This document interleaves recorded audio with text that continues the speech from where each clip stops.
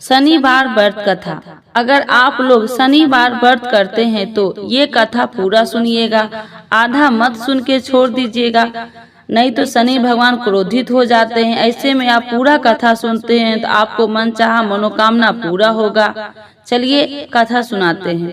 एक समय की बात है, सभी नवग्रहों सूर्य, चंद्र, मंगल, बुध, बृहस्पति, शुक्र, शनि, राहु और केतु में विवाद छिड़ गया। विवाद का कारण था कि इनमें से सबसे बड़ा कौन है। कोई निर्णय न होने पर सभी देवराज इंद्र के पास निर्णय कराने पहुँचे। इंद्र किसी एक पक्ष का नहीं ले सकते थे, इसीलिए उन्होंने निर्णय देने में अपनी असमर्थ जताई। परंतु उन्होंने उन सबको पृथ्वी पर राजा विक्रमादित्य के पास जाने की सलाह दी, क्योंकि राजा विक्रमादित्य अति न्यायप्रिय थे। इंद्र ने कहा कि वे ही सबका निर्णय कर सकते हैं। इंद्र की सलाह से सभी ग्रह एक साथ राजा विक्रमादित्य के पास पहुँचे और अपने आने का कारण बताया। राजा इस समस्या से अति चिंतित हो उठे, क्योंकि वे जानते थे कि अगर उन्होंने किसी एक को बड़ा बताया दिया तो बाकी ग्रह कुपित हो जाएंगे। तब कस्य, पीतल, सीसा, रंगा, जस्टा, अभर्ग और लोहे से सिंहासन बनवाए और उन्हें इसी क्रम से रख दिए। राजा विक्रमादित्य ने उन सब से निवेदन किया कि आप सभी अपने सिंहासन पर स्थान ग्रहण करें। जो भी अंतिम सिंहासन पर बैठेगा वही सबसे छोटा होगा। लोहा सिंहासन सबसे अंत में था, इसी अनुसार और लोहे सिंहासन पर बैठने वाला सबसे छोटा हो गया। शनिदेव सबसे अंत में लोहे सिंहासन पर बैठे तो इसीलिए वही सबसे छोटे कहलाए। शनिदेव को लगा कि राजा ने यह जानबूझकर किया है, इसीलिए उन्होंने कुपित होकर राजा से कहा, राजा तू मुझे नहीं जानता। सूर्य एक राशि में 1 महीना, चंद्रमा 2.25 महीना 2 दिन, मंगल 1.5 महीना, बृहस्पति 13 महीना व बुध और शुक्र 1 महीना विचरण करते हैं, परंतु 2.5 से 7 साल तक रहता हूँ। शनिदेव क्रोधित होकर कहने लगे कि श्री राम की 7.5 आने पर उन्हें वनवास हो गया। रावण 7.5 आने पर वह वानरों की सेना से परास्त हो गया। अब तुम सावधान रहना। ऐसा कहकर शनिदेव वहां से चले गए। इसके बाद अन्य देवताओं ने भी वहां से प्रस्थान कर लिया। कुछ समय बाद राजा की 7.5 आई। तब शनिदेव घोड़े के सौदागर बनकर वहां आए। किसी ने राजा को सूचना दी कि कोई घोड़ा का सौदागर आया है तथा उसके पास जो घोड़े हैं वो बहुत बढ़िया है। राजा ने यह समाचार सुनकर अपने अश्वपाल को उस सौदागर से घोड़े खरीदने को आदेश दिया। अश्वपाल ने कई अच्छे घोड़े खरीदे। वह एक सर्वोत्तम घोड़े को राजा को सवारी हेतु दिया। राजा जैसे ही उस घोड़े पर बैठा वैसे ही वह घोड़ा भागकर वन की ओर चला गया। वन में काफी अंदर पहुंच वह घोड़ा गायब हो गया और राजा भूखा प्यासा जंगल में भटकता रहा। भटकते भटकते राजा को बेहद प्यास लगी। तब एक ग्वाले ने उसे पानी पिलाया।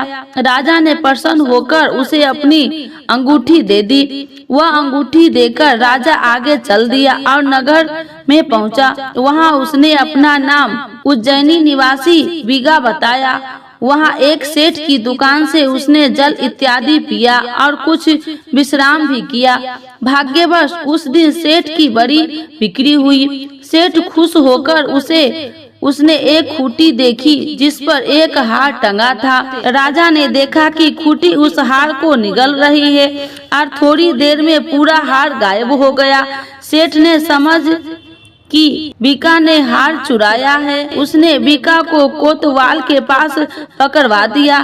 फिर राजा ने भी उसे चोर समझकर उसके हाथ और पैर कटवा दिए। वह चैरंगिया बन गया और नगर के बाहर फिकवा दिया। वहां से एक तेली निकल रहा था। उसे राजा पर दया आया और उसने बिका हुआ अपनी गाड़ी बैठा लिया। वह अपनी जीभ से बैलों को हाँकने लगा।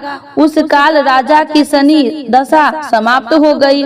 वर्षा ऋतु आने पर राजा मल्हार गाने लगा। जब तब वह जिस नगर में था वहीं की राजकुमारी मन भावनी को वह इतना भाया कि उसने मन ही मन प्रण कर लिया कि वह उस राग गाने वाले से ही विवाह करेगी। उसने दासी को राग गाने वाले को ढूंढने के लिए भेजी। दासी ने बताया कि एक चौरंगिया है, परंतु राजकुमारी न मानी।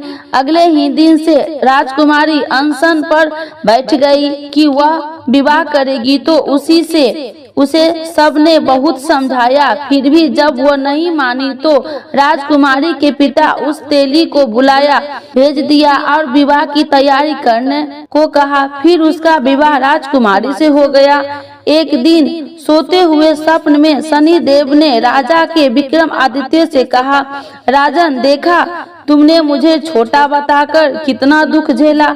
तब राजा ने उनसे क्षमा मांगी और प्रार्थना की, हे शनिदेव, जैसा दुख मुझे दिया है किसी और को न दे। शनिदेव मान गए और कहा, जो मेरी कथा व्रत करेगा उसे कोई दुख न होगा तथा वो नित्य मेरा ध्यान करेगा और चींटियों को आटा डालेगा, उसके सारे मनोरथ पूर्ण होंगे। साथ ही शनिदेव राजा को उसके हाथ पैर वापस दे दिए। प्रातः आंख खुलने पर राजकुमारी ने जब राजा को देखा तो आश्चर्यचकित रह गई।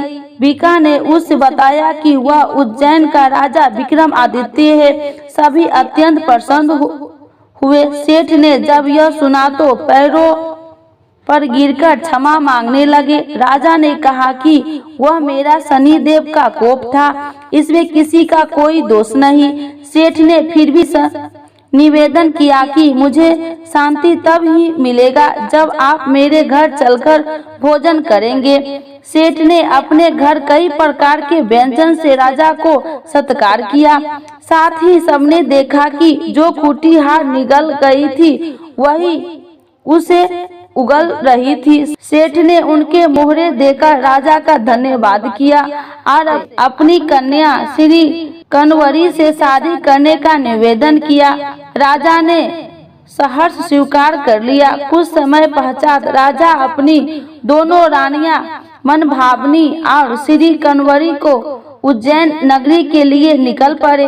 वहां नगर वासियों ने सीमा पर ही उनका स्वागत किया। सारे नगर में दीपमाला हुई, सबने खुशी मनाई। राजा ने घोषणा किया कि मैंने शनिदेव को छोटा बताया था, जबकि असल में वही सर्वपरि है। तब से सारे राज्य में शनिदेव की पूजा और कथा नियमित रूप से होने लगी। सारी प्रजा ने बहुत समय खुशी और आनंद के साथ बिताया।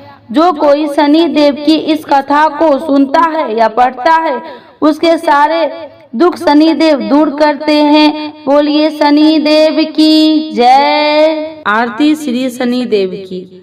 जय जय श्री शनिदेव भक्तन हितकारी, सूरज के पुत्र प्रभु छाया महतारी। जय जय श्री शनिदेव भक्तन हितकारी, सूरज के पुत्र प्रभु छाया महतारी। श्याम अंग वक्र दृष्टि चतुर्भुजाधारी, श्याम अंग वक्र दृष्टि चतुर्भुजाधारी। नीलांबर धार नाथ गज की असबारी, नीलांबर धार नाथ गज की असबारी। जय जय श्री शनिदेव भक्तन हितकारी, सूरज के पुत्र प्रभु छाया महतारी। कीट मुकुट शीस सहज दीपत है लीलारी, कीट मुकुट शीज सहज दीपत है लीलारी। मुक्तन की माल गले शोभत बलिहारी, मुक्तन की माल गले शोभत बलिहारी। जय जय श्री शनिदेव भक्तन हितकारी, सूरज के पुत्र प्रभु छाया महतारी। मोदक और मिष्ठान चढ़त पान सुपारी, मोदक और मिष्ठान चढ़ती पान सुपारी। लोहा तिल तेल उड़द मसीह अति प्यारी, लोहा तिल तेल उड़द मसीह अति प्यारी। जय जय श्री शनि देव भक्तन हितकारी, सूरज के पुत्र प्रभु छाया महतारी। देव धनुज ऋषि मुनि सुमरत नर नारी, देव धनुज ऋषि मुनि सुमरत नर नारी। विश्वनाथ धरत ध्यान हम है शरण तुम्हारी, विश्वनाथ धरत ध्यान हम है शरण तुम्हारी। जय जय श्री शनि देव भक्तन हितकारी, सूरज के पुत्र प्रभु छाया महतारी। शनि भगवान की जय, सूर्य भगवान की जय, छाया माता की जय।